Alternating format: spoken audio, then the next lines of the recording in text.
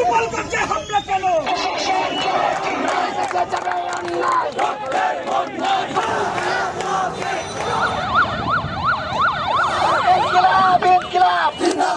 গোপালগঞ্জে এনসিপির পদযাত্রা কর্মসূচির আগে ও পরে হামলা করে নিষিদ্ধ ঘোষিত ছাত্রলীগ এবং আওয়ামী লীগ নেতাকর্মীরা। এর প্রতিবাদে দেশের বিভিন্ন স্থানে সড়ক মহাসড়কে নেমে আসে এনসিপির নেতাকর্মী সহ ছাত্র জনতা। বুধবার বিকেলে ফেনীতে ঢাকা চট্টগ্রাম মহাসড়কের মহিপাল এলাকায় সড়ক অবরোধ করে টায়ার জ্বালিয়ে বিক্ষোভ করেন তারা। এ সময় রাস্তার দুপাশে দীর্ঘ যানজটের সৃষ্টি হয়। একই মহাসড়কের চট্টগ্রামে ব্লকেট কর্মসূচি পালন করেন এনসিপির নেতাকর্মীরা।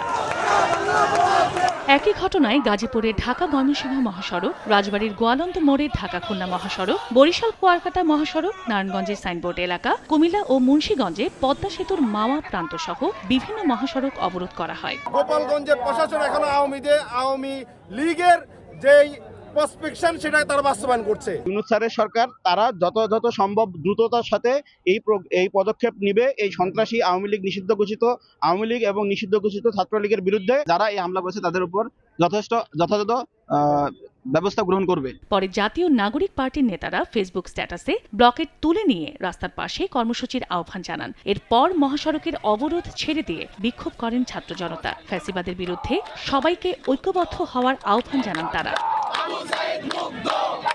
প্রতিবাদ হয়েছে রাজধানীতেও। হামলার প্রতিবাদে কর্মসূচি পালন করেন এনসিপি ও বৈষম্য বিরোধী ছাত্র আন্দোলনের নেতাকর্মীরা।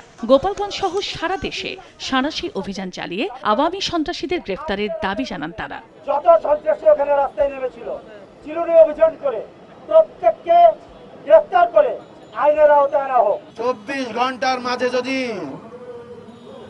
জুলাইয়ের সহযোদ্ধাদের যারা এখানে হামলা চালিয়েছে তাদের গ্রেপ্তার না করা হয়, সাঁড়াশি অভিযান পরিচালনার ভিতরে ঢিলে তেতলামি করা হয়, তাহলে ছাত্র জনতা সারা বাংলাদেশ জুলাইয়ের মতো আবার অচল করে দেওয়ার জন্য প্রস্তুত রয়েছে।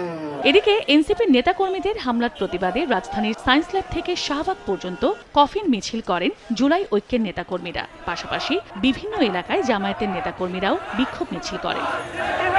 চন্দ্র বিশ্বাস, ববি, সময় সংবাদ।